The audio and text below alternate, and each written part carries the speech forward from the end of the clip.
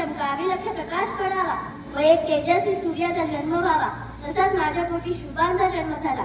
आज संपूर्ण जग शुभाला मानते, वंदन करते व त्यांची माता म्हणून मला देखील वंदन करते। याचा मला अभिमान वाटतो, आनंद वाटतो। आणि आनंद मिळवणे सोपे नव्हते। त्या काळी मुलांचा अन्याय, अत्याचार शिगेला पोहोचला होता। रयतेचे हाल होत होते, स्त्रिया, पोरं, बाळ सुरक्षित होते, मंदिर देखील सुरक्षित नव्हते। या सगळ्यांचा विचार करूनच मी माझ्या पुत्र शुभाला उगाशी घेऊनच स्वराज्याचे स्वप्न मनी उभे केले।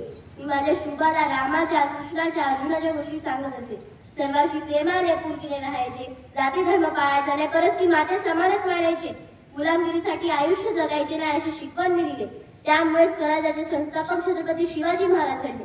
पण आजकालच्या माता मुलांना काय शिकवतात? हा धर बाळा मोबाईल, हा गेम खेळ, तुझ्या डब्यातले कोणाला देऊ नको, तू कुठे गेला तर बस मध्ये पुढे नाही, मागे नाही, मधात बस, त्यामुळे तू सुरक्षित अशी, कोणाच्या भांडणात पडू नको अशी शिकवण आजकालच्या माता देतात। तर पुन्हा एकदा घडतील का शिवराय? शिवाजी जन्मावा तो शेजारच्या घरात अशी धारणा झाली याचे मला वाईट वाटते। मुलगी आज सुरक्षित नाही याचे देखील मला वाईट वाटते।